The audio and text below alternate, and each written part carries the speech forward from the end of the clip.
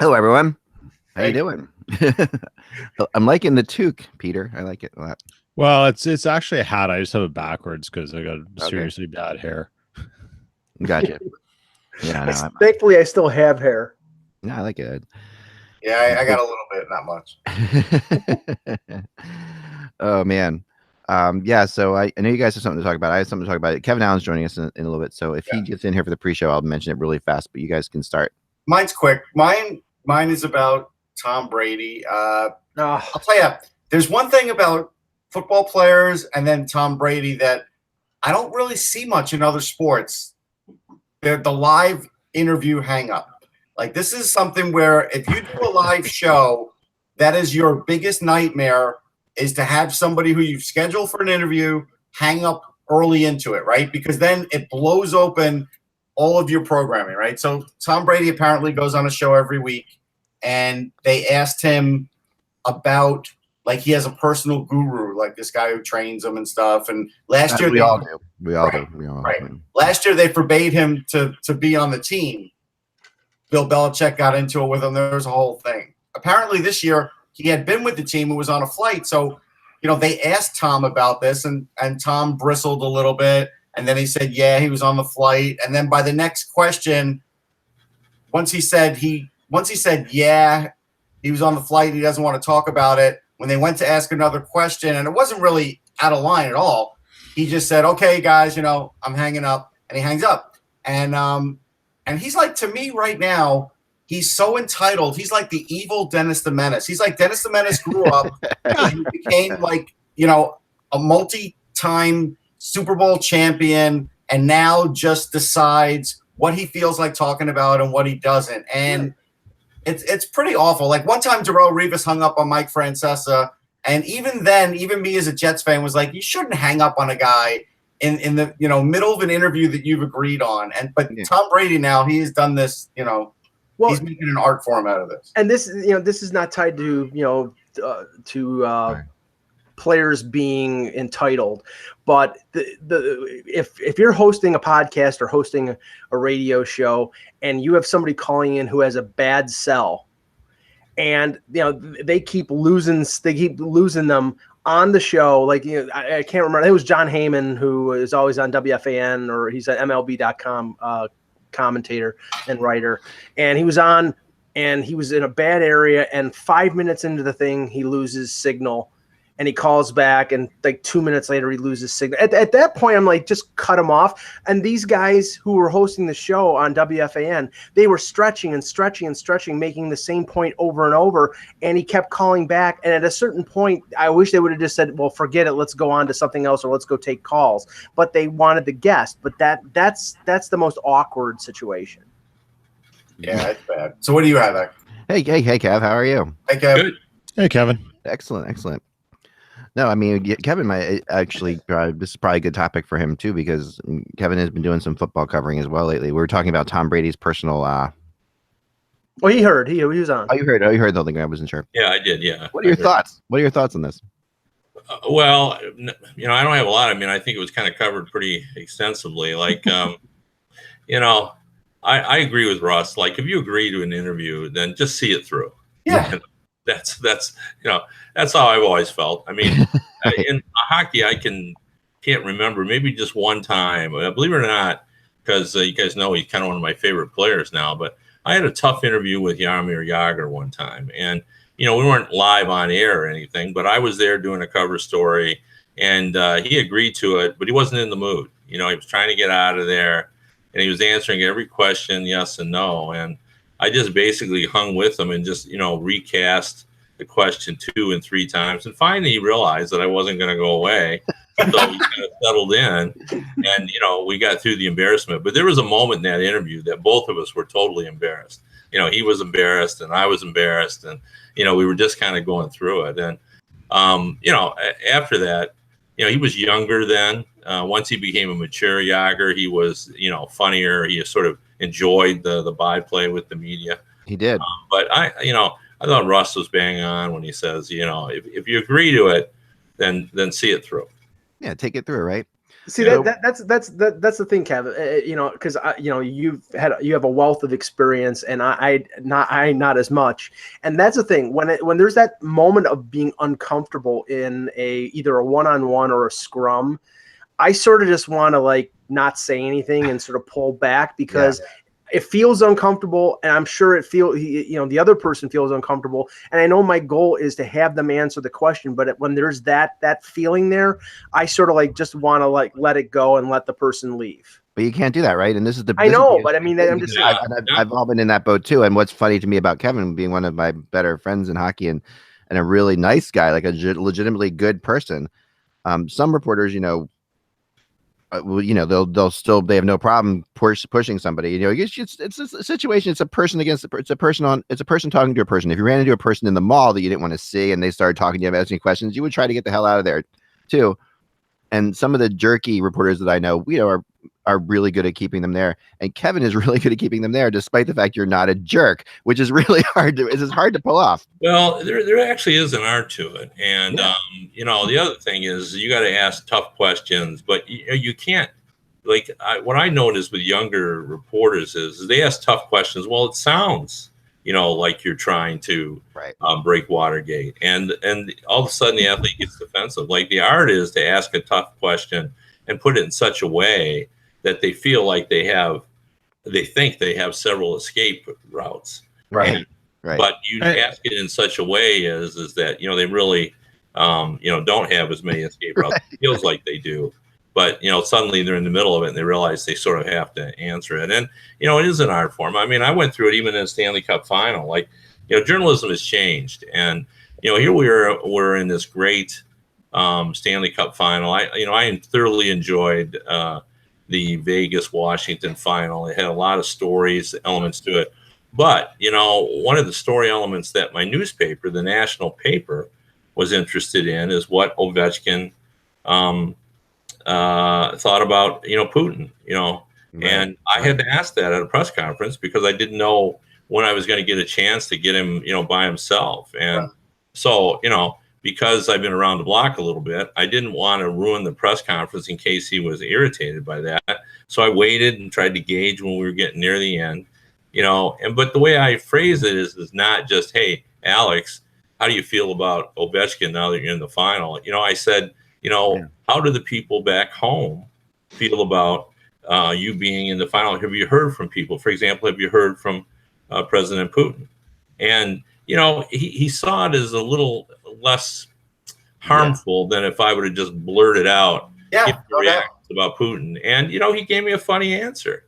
I remember. He goes, I got a congratulatory, telegram or whatever he said. And everybody laughed. And he goes, he goes, I'm kidding. He goes, no, I haven't heard from him. But, at least he gave me an answer. But that's the change I see in journalism too. We've moved toward just reporting the news too. There is an effort, I think, now to embarrass our subjects at times. Like we consider embarrassment as kind of news more so than we did in the past. I can't stand it. I mean, it makes me crazy. It does. I always talk about people always, I get ripped all the time, and everybody knows this about rumors and stuff like that. But I try really hard to distinguish between rumors and gossip. Like rumors to me are something that happens where this player might get traded, or this player might get moved, or this player might, that kind of thing, or this team's interested in that. Not, somebody was seen with somebody walking through downtown Ottawa or whatever. So, but I've heard questions like that asked now by people in recently. You're okay with like the gotcha gossip questions that just blew my mind. That's something that's really. And it is all social media driven and stuff. Well, but it's not so much even journalism as it is life. Like like if you deal with insurance companies, they like to sort of tie you up, and so you didn't do this, therefore you're not covered. And that's the way they play the game now. I just went through this. I did a life insurance. We're getting some extra life insurance. My wife's company has offered some extra life insurance, so I had to do like a questionnaire with life insurance, and it was amazing. I was like, wow. I'm like, I'm really being put on the stand here for a guy who doesn't drink or smoke ever in his life. I was really interesting. Even the government plays that. If you don't sign up for Medicare at a certain time, a certain age, you lose your rights. Yeah, you got to get a gotcha. Really interesting. Yeah. All right, so before we move on quickly, because since I've always been a fan of Michigan and think that Michigan does it better than we do it here in Pennsylvania. Maybe it's because we're a Commonwealth or whatever it is, and not actually a state. But the Commonwealth of Pennsylvania, my kids started school today, and it's like it's the 27th of August, and I know that it's the new thing now to have school start before Labor Day. Right. Which is a person who has like a shore place. I despise this concept because and also growing up at the New Jersey shore, knowing how important the last 2 weeks of August are to the economy down there, I think it's absurd that our kids are starting today. Now they have a 4-day week and then they give them Friday off, so we have like a 4-day Labor Day weekend or whatever. But still, it's just like, and like I've talked to Kevin before about soccer. Like all of our games are rained out. In Michigan, they just play no matter what. I'm wondering in Michigan, do they start after Labor Day? Yeah, with my daughter is obviously, I actually have two daughters who are teachers, but the one is starting here in Michigan after Labor Day. She's in class because teachers have to report earlier. Right, teachers, yeah, that makes sense. Go up till next.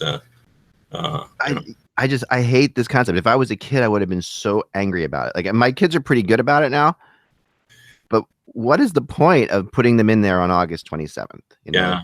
Doesn't make sense. I have a solution for you, Eck. Move to Michigan. There you go. Problem solved. I'm thinking about it because, like I said, like between that and all the rained out soccer tournaments here in this part of the world, because everybody's so afraid of their fields, it's frustrating world. Wait, are these fields grass or are these fields turf? They're grass fields, but still they're. If we get more weather problems in our spring soccer when the girls play than we do in the fall, but. My wife was a high school coach for 20 years, and her first varsity game as a coach, they played in a snowstorm.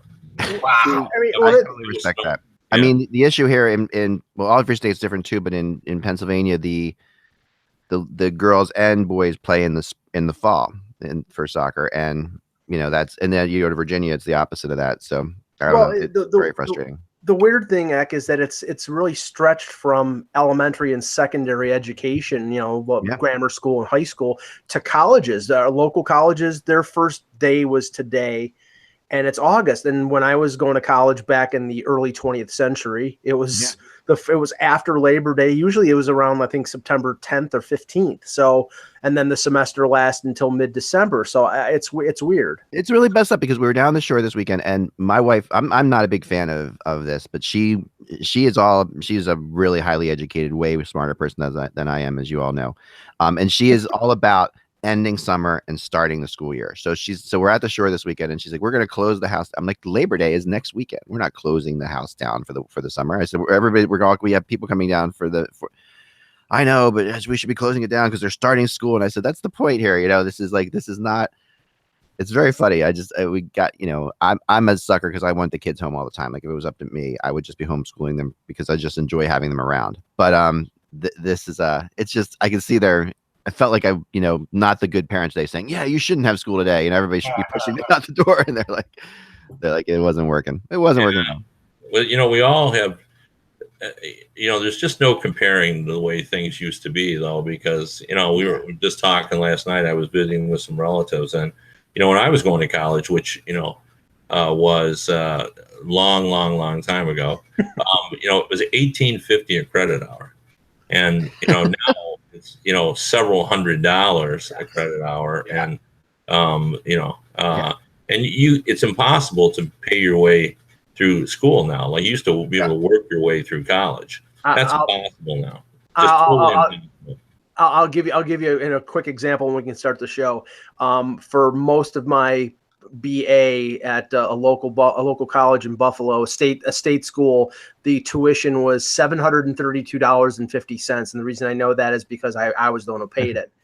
Now I'm 2 classes away from completing my master's in history, and I'm considering going back to finish it. I have 2, so I have to take 2 classes, and 1 class, 3 credit hours, is $1,500. Yeah, no, that's so. Yeah.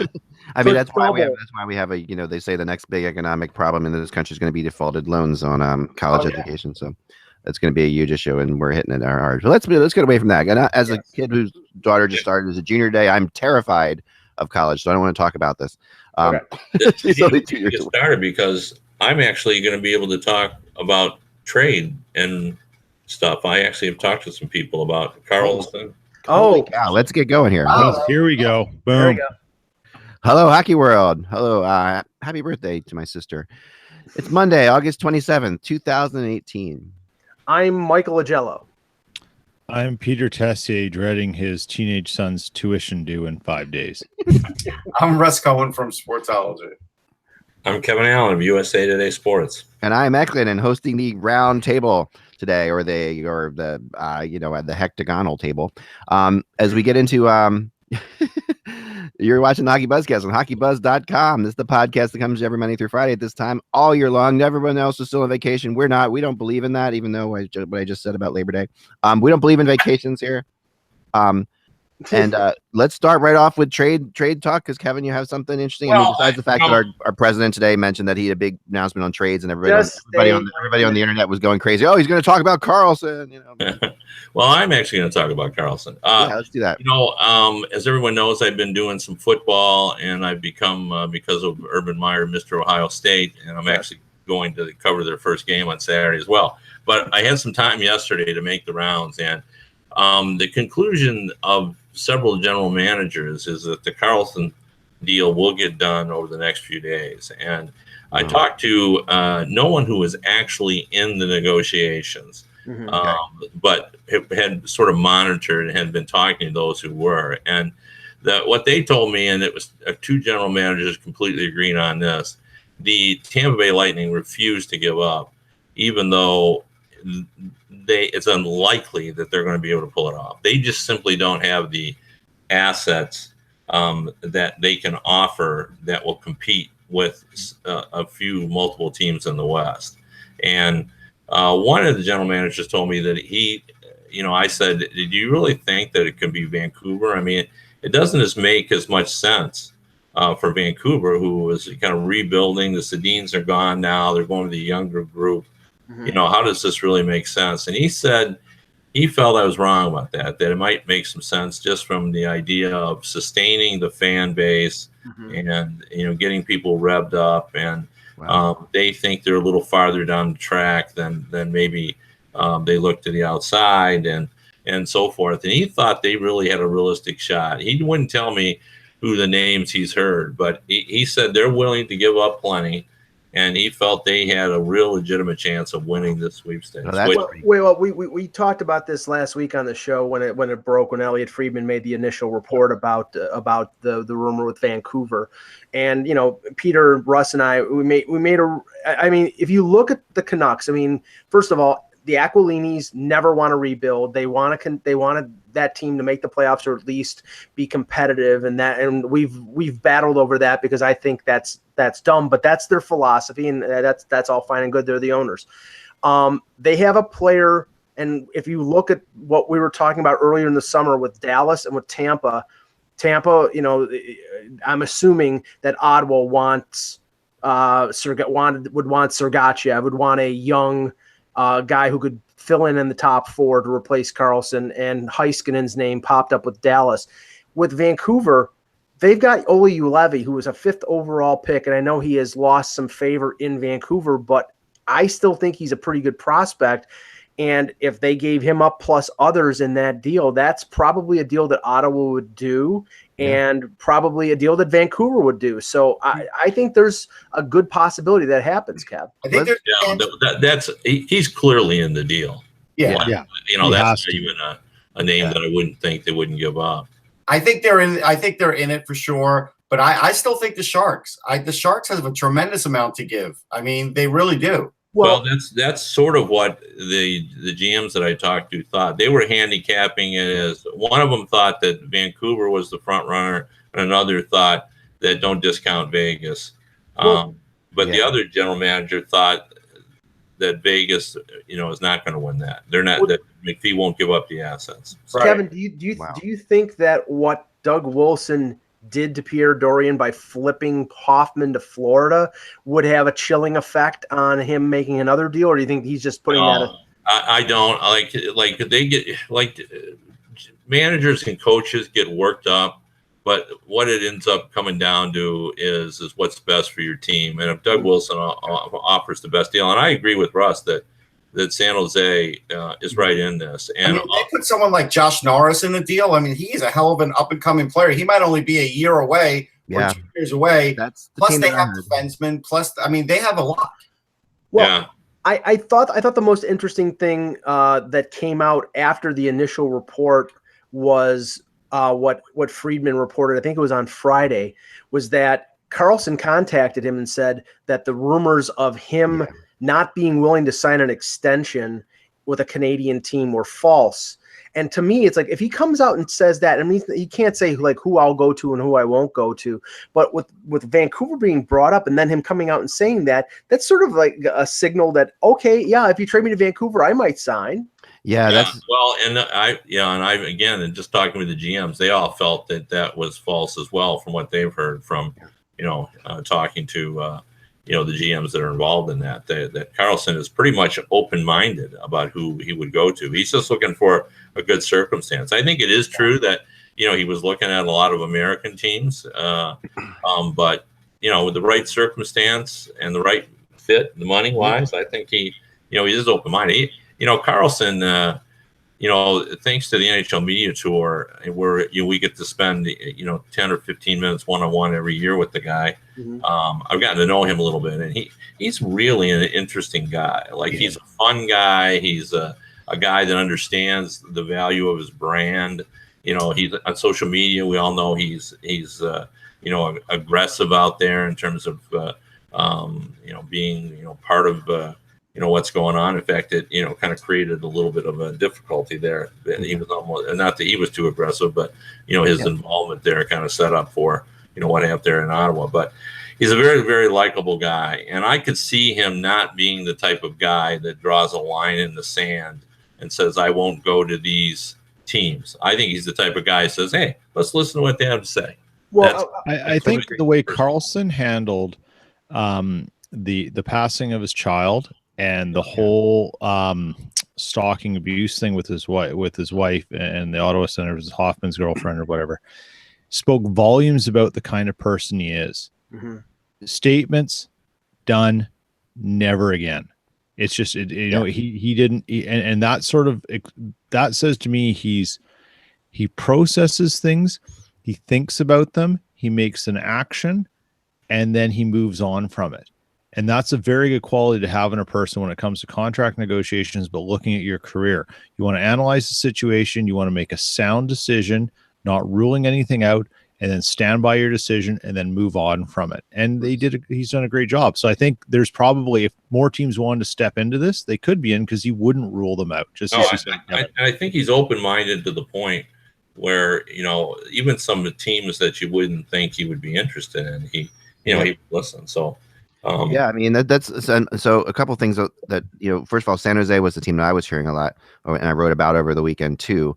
But I agree with you on Vancouver, and I have to, like I've said before, I have to be all in with Vancouver and say that I like what they're doing here, because this is the opposite of what I always argue about when teams try to tank and try to go the opposite direction, and they are actually trying to do something.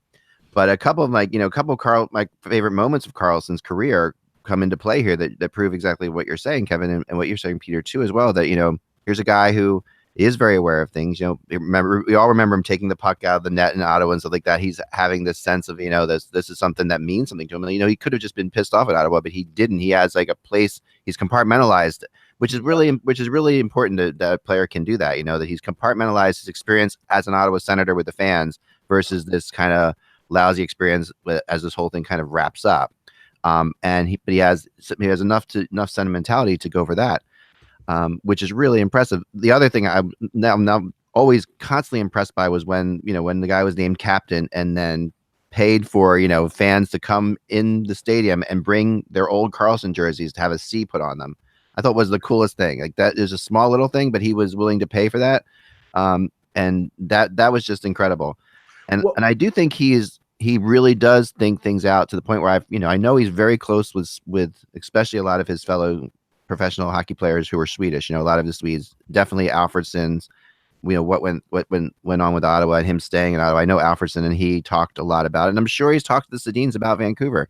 I'm sure he's had long discussions with them about, and the Sedins are not going to say a bad word about Vancouver. There's no two ways about it. They love their experience. Two things. One, I wrote about on the weekend, and I think it's sort of a no-brainer. So, but the thing is that I'm sure that teams like Boston, Toronto, Pittsburgh, and Washington are praying that Erik Karlsson gets traded to the Western Conference, because they don't want Tampa Bay to get him, because with Hedman, Strawman, McDonough, if they add Karlsson to a team that has Kucherov and Stamkos and all the guys that they have, you may as well mail in the season, because I'd be shocked if Tampa Bay didn't win the Eastern Conference and play for the Stanley Cup with Karlsson on their blue line.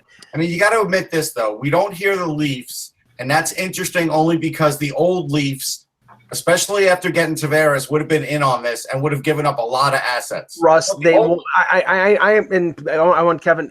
There is no way in hell that Pierre Dorian and Eugene Melnyk would sign off on trading them to their greatest rival. Their fan base would break out the pitchforks and stick, burn them in effigy. But the old Leafs would have tried, though. Oh, sure. No, I think probably the Leafs.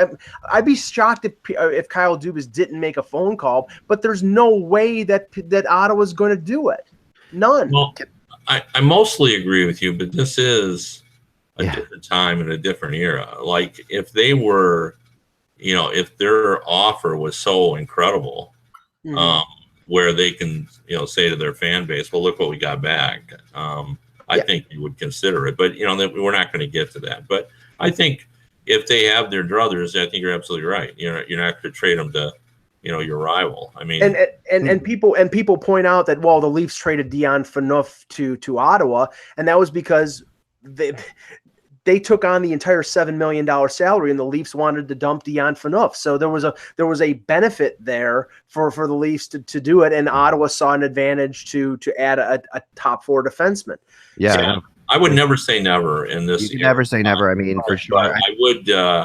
I would tend to think that if Ty goes to never trading him to Toronto. I would agree with that. The other thing I want to talk about a little bit, and we talked about it, I think the last time I was on, is about the whole Zetterberg situation. Yeah. And if you remember, I talked about the conversation I had a few years ago with someone who told me that Zetterberg's back is so bad that he could at any point get a doctor to say, you got no business playing.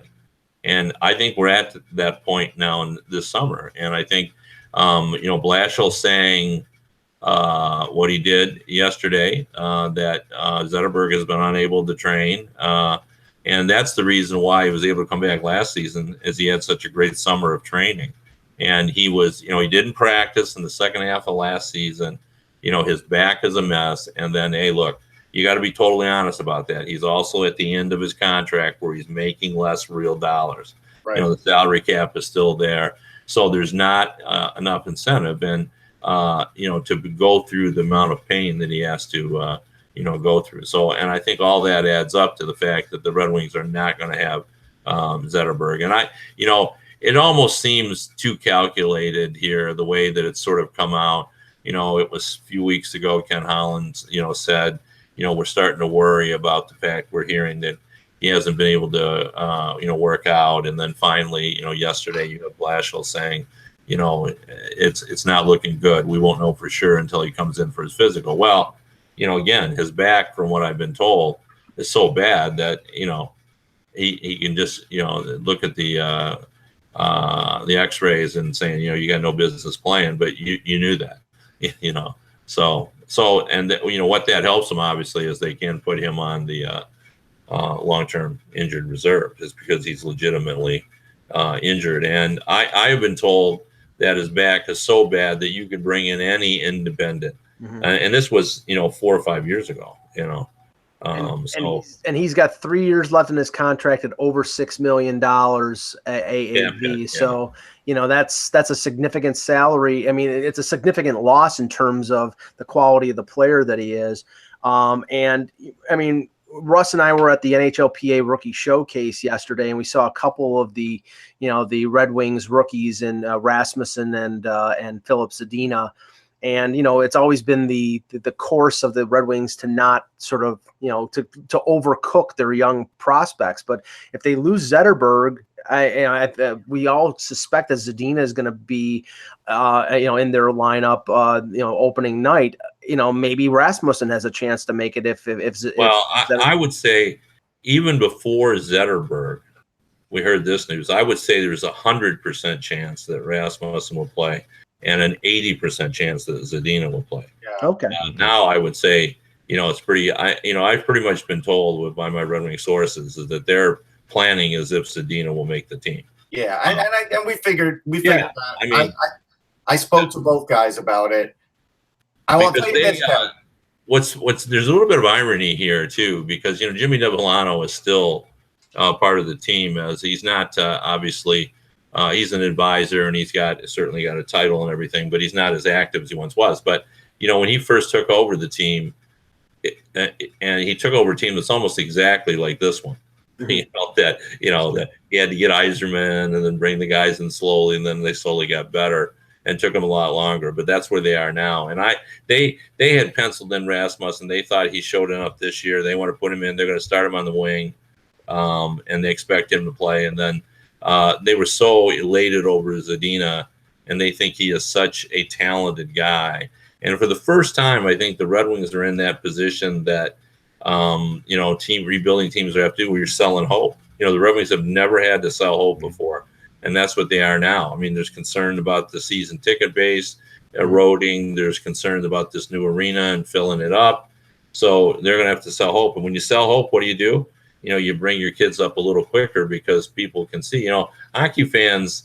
I don't know if I should say some of them or most of them are pretty sophisticated enough to, when they can, they can look at the acorn and envision the tree. They can see, good young players, and I think they'll see that with Zadina. And I think Rasmussen has come farther than a lot of their rival scouts thought he. I'll tell you this, Kev. Christian Dubé, who I spoke to, told me, I asked him to give me a scouting report on Rasmussen, and he said he thought he was the best guy out there yesterday.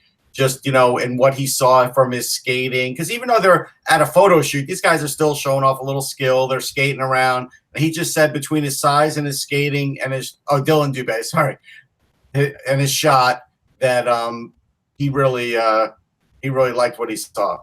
He's a big guy. That's for sure. That's impressive. Now it's going to be fun. I'm sorry, was a former Ranger. That was on my head. Yeah. Sorry, I got cut off there a second. I'm just the one last thing I wanted to throw in about the Carlson thing, and this is really just small, is that I had heard there was a rumor flying around a lot on Sunday that there was still a possibility that he was going to be traded to the East. And I wonder, and the team that was coming up at time and time again, which really didn't make any logical sense, but always could surprise you, was New Jersey. Which was really, to me, it was surprising to hear New Jersey possibly being involved in this. Well, I mean, it makes sense in one aspect. They have an absolute ton of cap space. So they've got cap space galore. They've got prospects. Yeah. They've got they've got a GM there who likes to make a move like this for sure. And they really haven't done anything this summer. They did nothing in free agency, and they were a playoff team, and a lot of the other teams in their division, have conceivably gotten better by addition. So I just wanted to throw that out there as a thought. Any thoughts on that? One final trade thing I just want to throw out. I also talked to a GM who was one of the people who called and asked about Justin Falk, and he said the Hurricanes aren't going to trade him now. No, not going to do them now. He said their offers weren't. They've said their offers just really weren't good enough to even consider it. So they'll start the season. I mean, that doesn't mean they wouldn't trade him at the deadline or at some other point. But he said he would be shocked if they trade him. He said we made an offer, but it wasn't nearly good enough. I mean, if you think about it, Kevin, I mean, their leverage increases at the deadline because he's still got another year left. And I mean, right now, Team C, he's got 2 years at a little under $5 million a year. He's coming off probably the worst season of his career.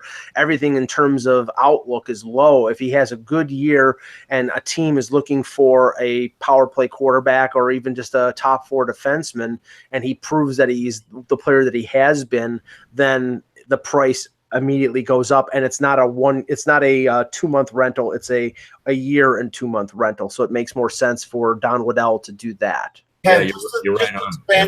Just to expand on that, Kev, are you getting the impression that these teams, like with Falk and with Carlson, are asking for too much, or they're asking for too much this time of the year? Well, what this GM told me is that he said Waddell was very honest, and he said, we're looking for more, actually a lot more than you're asking. And he said, I thought I made a fair offer, but I see his point, is what he said. And right. He is coming off. I mean, the point that Mike just made was the same one the GM made. He's not coming off a season in which, we're all thinking like he is the end all. Right. He did not have that season that he had 2 seasons ago. So now everybody is trying to get him at a discount. And I would guess Waddell, I don't know this for sure, is asking for or wants the same return he would have gotten 2 years ago. Sticking with defensemen, Kevin, and it's a situation that you wrote about earlier in the summer, and it seems to be coming to a head right now.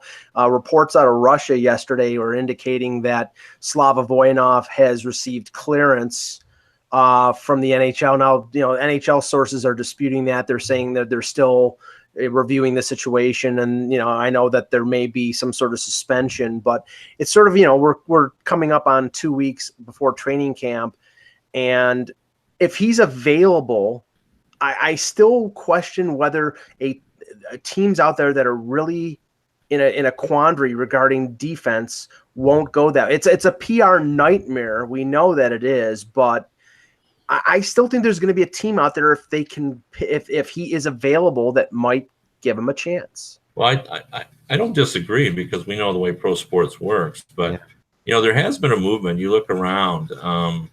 Obviously Kaepernick is not signed in the NFL. We had the case of the baseball player who wasn't drafted because of his what he had done, and I know around the league, and I certainly haven't talked to 31 general managers about it, but I've talked to a few of them who really just don't want to deal with their team president walking in saying, what are you doing? I got to deal with all this, but if you're desperate and you're the right, if you have the right makeup that you don't care about all that, then I guess so. But I still feel like that, the sources that are saying this are not done yet, I think are really good sources in the NHL. Right. Oh, yes. And I don't think this is done. I think there's a great reluctance to bring him back. Like, there's just a feeling, and I wrote a column on this, so this is obviously my perspective, but I do believe in second chances. But in this case, I don't think that he has paid a big enough price. I was accused of being anti-Russian and everything, but it has nothing to do with that. I would feel the same no matter where he was from. The fact that they suspended him, the league suspended him before he was even charged, tells you how bad that police report is. And the LA Times has had a pretty detailed account of it, that she required stitches. This was not your push her against the door as he was exiting the room. Right. This was more than that, and he served jail time over it. And I just think there's a reluctance. Now, that doesn't mean they're not going to say, all right, well, because of precedent, we're going to bring you back, but we're going to suspend you for 40 more games or whatever. I mean, I'm just spitballing here. I have no idea what they're thinking, but But I don't think they I don't think they feel good about it. Like, I don't think, wow, this guy deserves a second chance. I don't think that's how they're thinking. I think they're just trying to do something that's fair. And I think they're in a difficult spot. And if the league does that, if they say, before any team makes an overture to LA to trade for his rights, if they say, well, he's going to be suspended for 40 games, that'll have a chilling effect, because they might want a defenseman right now, but they don't want a defenseman in January when 40 games comes around. So that, that may, eliminate any possibility of him getting a job until, maybe some injuries set in with the team in December and January. Yeah. And just to be fair, and we know how I feel about it, and I don't think he should be back. But to be fair, if I'm the lawyer for Voinov, what you say is, look, he has paid an incredible price. Like, if a normal person would have done that, maybe he would have done by normal, I mean a non-athlete. He would have maybe served some jail time as Voynov did. But, you know, he lost a $25 million contract. Now he recouped some of that by going to Russia. But, you know, it's not like he didn't pay, you know, a severe price. He did. He didn't, you know, go to jail for a year or anything. But you know what it is, Kev? The difference is, like, if this were in Russia, he'd be playing. Here, it's a much bigger issue that's taken seriously, and rightfully so. I mean, and that's the thing. And so, like, I'm glad the league is not just saying, "Hey, we can't do anything about it because legally, what can we do?" I think they're actually looking at it and saying, "What can we do to sort of keep him out?" And I give him credit for that. And this is what I would say. You obviously, Bill Daly is you know, heavily involved in these decisions. Been sort of the guy that handles these things. And I've known Bill a long time. And what I would say about Bill is, and having done enough stories on this, is he tries to be fair. And he is not, like, I think some administrators or, you know, are kind of fearful of long-term suspensions. But Bill really is not. Like, I think he really looks at it. He looks at precedent. I think if there would have been more evidence on Patrick Kane, you know, people say, well, why wasn't he suspended? Well, if there had been more evidence, and even the prosecutor brought it out, there just was no evidence. I think Bill would have suspended him. But, you know, if there's no evidence, Bill's not going to suspend him. In this case, he has evidence, and he's not the type of guy that's going to look at this as sort of a mild, you know, crime. He's going to look at it as something that, you know, the punishment should be severe. I mean, it was interesting. I was talking to somebody about this, and they said this was a couple weeks ago. So it's but the sentiment I think would still be the same. They said the NHL is so close right now with the teams, and you have to get off to a good start because all this. I mean, if you're not good enough, I mean, there are so many teams that can make the playoffs. He says there aren't that many teams that are really terrible at all. Even some of the teams that we talk about being terrible have some serious potential. But he said if you bring something in, like if you bring this Voynov situation in and it is a distraction at all and it messes you up for, like, say 10 games or something like that, or in any way, shape, or form can screw up your team, it's just simply not worth it.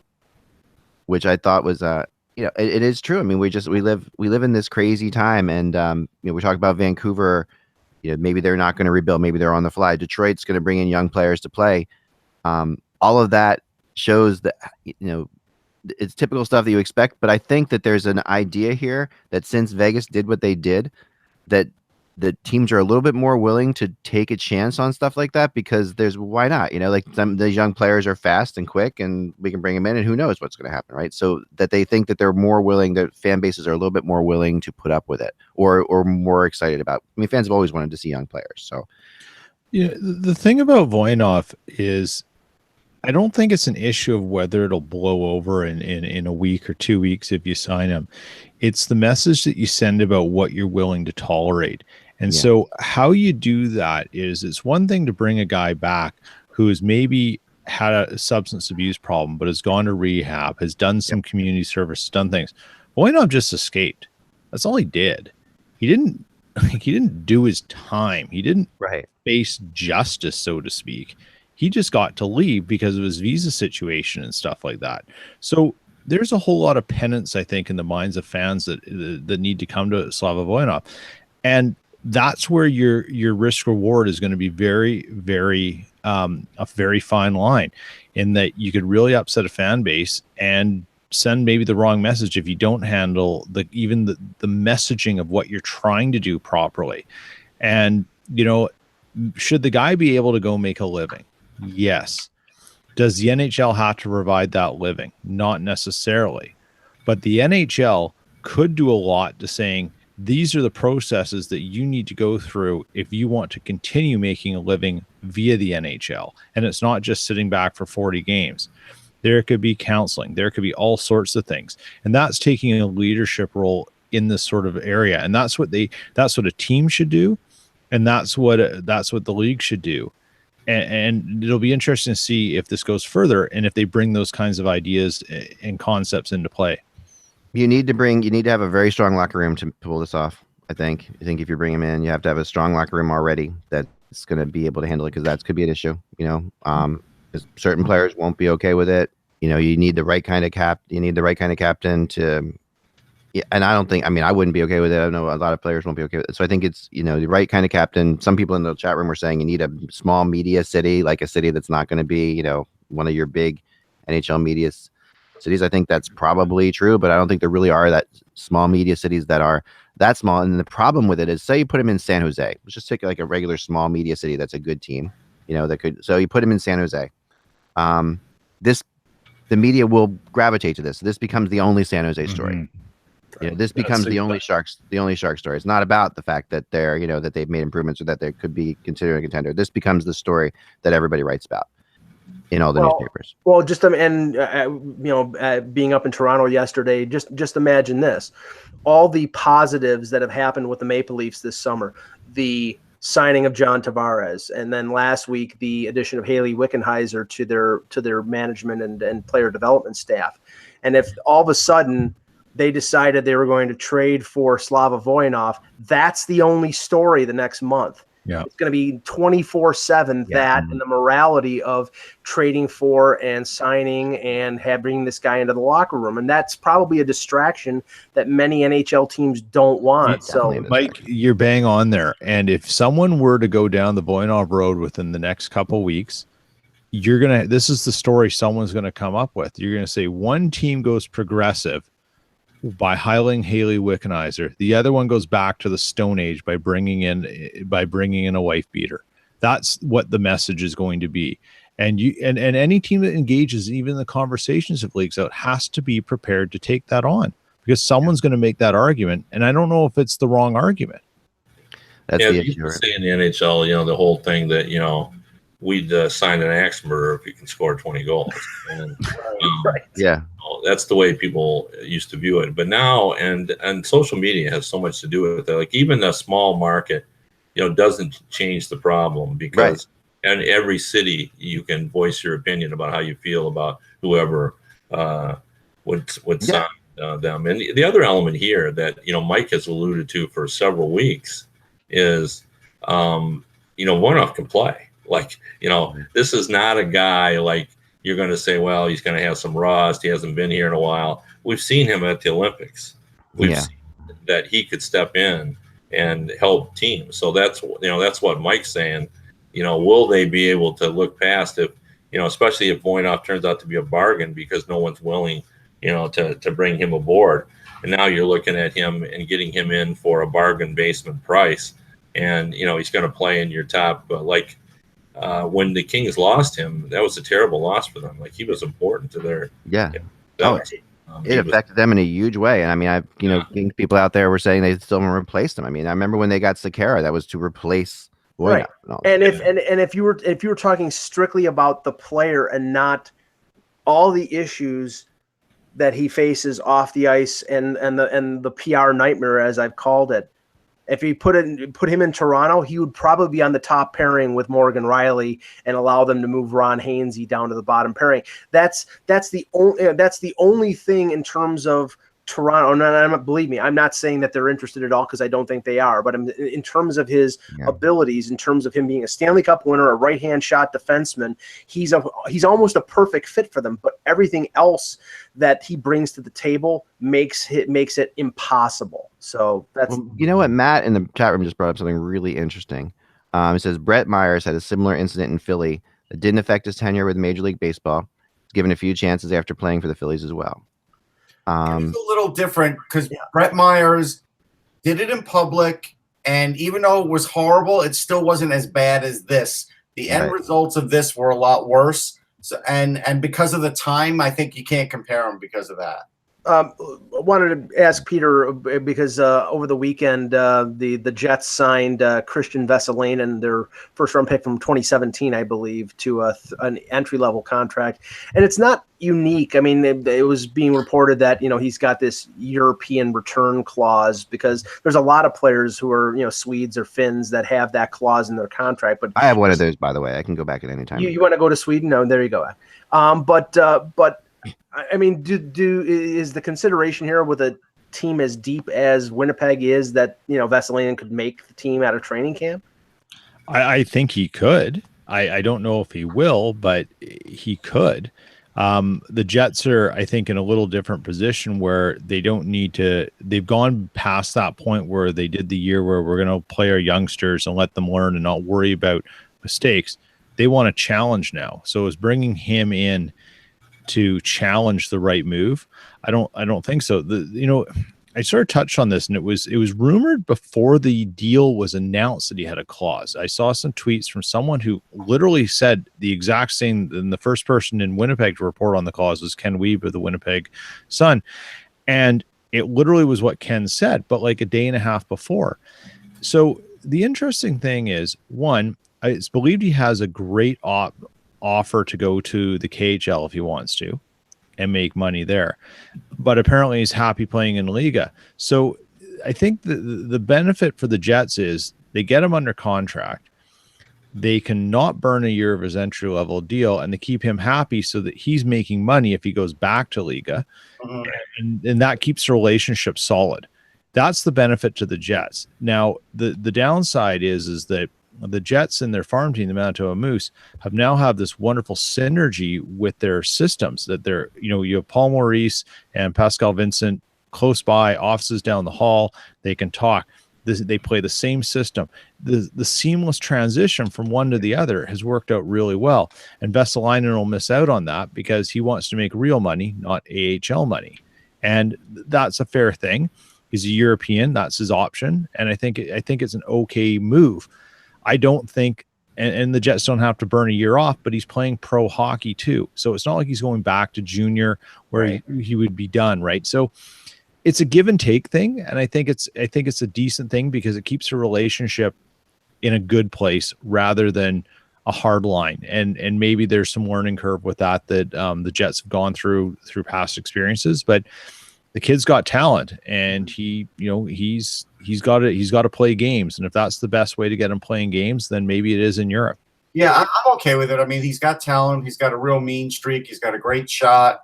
Probably needs to get a little faster, but that's okay. I mean, he really is that power forward type. But the only thing you worry about, and I don't think this is a problem for the Jets, but because they have signed him now, that does shorten the period that they actually hold his rights in case he were never to come over, right? I mean, that's the only thing. Yeah, well, no, I mean, there's the slide rule. So, I mean, if he stays over there for like 2 years, the 3-year deal, it slides each year. I don't know. Is he on the slide rule? I don't know. He can be. Yeah. Yeah. And it's a similar thing to what right now no decisions have been made, but it appears with Toronto's first round pick Rasmus Sandin, who played in the OHL last year, he's playing preseason games with Rogel in the SHL, and he's got a year left on the contract with them. They signed him to the ELC, but they're up against the 50 pro contract limit, and he might get a lot more playing time playing in Rogel and a lot, like top pairing power play, things of that nature, if he played on the bottom pairing with the Marlies. So more than likely he's going to stay in Sweden unless he just wows the Leafs in training camp. So it's nice for for teams to have that option to let a player play at a higher level. And I think the AHL is comparable to the KHL. Honestly, I think it's better. I mean, again, the KHL doesn't have any physical element whatsoever. I mean, that's where you have to say, you could say that the KHL has some higher skill guys, and they do, but you also could say that KHL has a lot more room to skate, and there's a lot less hitting. And so that's, something where when a guy's over there, there's a big, a lot of times there's a big adjustment when they come over here. So I think the AHL is better, to be honest. Also, I mean, the size of the arena over there. I mean, there's a lot. Yeah, that's what I mean. The size of the ice. It's just crazy. I mean, so before we go, real quickly, I wanted to throw out something I wrote about today, because I got a lot of different opinions on it over the last couple of days. Because we're all starting to sit there and talk about our predictions and stuff like that, and what we're gonna predict as time goes on. And so I've been talking to people about the Vegas Golden Knights and where are you predicting the Vegas Golden Knights to land? Right, which is a really tough one, obviously, and because the general consensus is everybody seems to be saying, "Oh, well, it's perfectly acceptable that they're going to fall back. They're not going to be as good as they were. Of course, they can't be as good as they were. They had a miracle season. Midnight struck, when they lost the Stanley Cup to the Capitals, and they're going to struggle to make the playoffs. They may make the playoffs. They may not make the playoffs, and it's just funny because as I'm sitting there doing this, I'm trying to make my predictions. I'm thinking to myself, yeah, that's all logical. And yet this is a team that has never stuck with any logic at all. So are they suddenly a logical team? Is this suddenly like going to logically happen that they're going to have a sophomore slump? What are your thoughts, Kev? Yeah, it's a tough one. I feel like I can't be any worse in predicting them than I was last year. So yeah. But I'm going to put them to be a good team, maybe not as good as they were last season. So right. I'm going to put them up near the top is what I think. I mean, because I like a lot. They've got the goaltending. Yeah. Schmidt has developed down there. With his expanded role, and they've got some young players. I mean, Russ has talked about their potential younger players moving up as well. So it's still the same team, and they had great chemistry, and I believe in Carlson certainly, and they have some good players, but I don't think they can recapture the magic that they had last season, just because it's hard to do, and especially hard for I think a second year team to do it, but that doesn't mean they can't be a very good team. I think they will be. So I don't know exactly where I'm going to put them, but 97 points. 95 points, somewhere 90, in there, which is that's a borderline playoff team. That's a wild card team. Yeah. I'm putting them as a playoff team simply because Marc-Andre Fleury's healthy. Like Kevin said, they're going to add somebody from that young core. I think somebody like Cody Glass might make the team. Right. You do that. You have Fleury. You still have, look, William Karlsson's not scoring 43 goals. We know that. But I do think they can get it from other places. And I do think right now with that goaltending, with their defense being, good because they do move the puck well, they're a playoff team. Yeah, I mean, Fleury's staying healthy. And remember, he was out a long time early in the season. We didn't know what we were going to see in Marc-Andre Fleury. Now we know. Right. And if he stays healthy, I mean, he plays 55 to 60 games, which he's capable of doing, then I think that's going to make a big difference. The one concern I would have is, losing Neal, losing Perron. But, you now have Tatar, who I think is a good, he didn't fit last year during their run, but I still think he's a good player. And I think Paul Stastny is a pretty good center. So, him as a number 2, I think will help them. So I think they're going to be like a wild card or third place in their division. Peter? I mean, you are giving up 41 goals in Perron and James Neal. Right, but you're getting back. I mean, Tatar is a 20 goal scorer, and Stastny's a 15 to 20 goal scorer. So you're getting some of that. You're getting some of that back. I don't think. I mean, I think James Neal. I mean, this will be the real test is whether James Neal made sense, because I still think they should have tried to find a way to keep him. I still think that was a mistake, but we'll find out in time. I think the problem was the 5 years, Zach. That's the problem. Oh, it was definitely the problem. There's no two ways about it, right? There's absolutely no question about that. Peter, what do you think? I think, yeah. I mean, the thing with Karlsson, right? If you're talking about goal scoring, you're betting he's going to do that again. That's a big bet, right? Yeah. I don't know if I can make that bet. So it's hard. It's there's a lot of faith in this equation. Yes. And that's my phrase, if you have faith, you're hoping, and hoping is never a plan. I have that on my wall written right there. One final thing before we end the show, Kev. It came out yesterday that Marty Brodeur is stepping down with the St. Louis Blues, and there's been some speculation that, he may go back to New Jersey or he may go to the Islanders, where Lou Lamoriello is the general manager. Were you a little surprised that Brodeur quit the Blues? Well, yeah, it sort of came out of the Blues a little bit. No. But here, like the only thing, if you want to go back to New Jersey, there's no any role of prominence available there. Right. They're pretty crowded in that management group. So to me, it makes more sense to go to an Islanders team. We all know Lou and Brodeur are friends. They're tight. I think he could add something to Lou's staff. And so to me, it made more sense for him to go to the Islanders. I don't have any particular insight on it, but, I think he would be great no matter where he goes. I think he's a bright guy, and I think he's got a lot of insight, but to me, it makes more sense to go to the Islanders than the Devils. I can see the Islanders, but it does make me wonder, Kev, like, is he that star player that's not moving up through the ranks quick enough so that he's like, you know what? let me just go back and be with my family for a while because I had this dream of doing X, Y, or Z, and I'm in like year 3, and I'm not really getting as far as I thought I would, where some of the guys that I know are already like, assistant general managers or general managers, you know what I mean? I think there could be some of that. Yeah, no, that's fair. It has to be like that, and then he knows that if he does, Lou will take care of him. If he knows that, like that's for sure. If he does go to work with Lou, and at the end of the day, you can be sure that his family, they want to live back where they lived in New Jersey. I'm sure that was a really well put together. They loved that whole area. They were a big part of the area. So he can work for the Islanders and live there. Or he can work for the Devils and live there. Yeah. Plus, he can rent cars for free, right? So I mean, he could just rent a car and drive to the island. Hey, and based on the acrobatics in that one commercial, I think he could make a comeback. Yeah, I'm not so sure. But I think it will be interesting if the Islanders get him, because the Islanders fans, the Islanders have definitely done the greatest job at improving their their management. This is what I say: their management roster is A+. Is insane. Their they went roster is a C-. Can you do better than getting Lamoriello and then going out and getting the head coach that won the Stanley Cup? I mean, can you do better than that? It's like they need actual players. I know they still need players, but I think they would. I think they would give up both of those if they could have John Tavares back. For sure.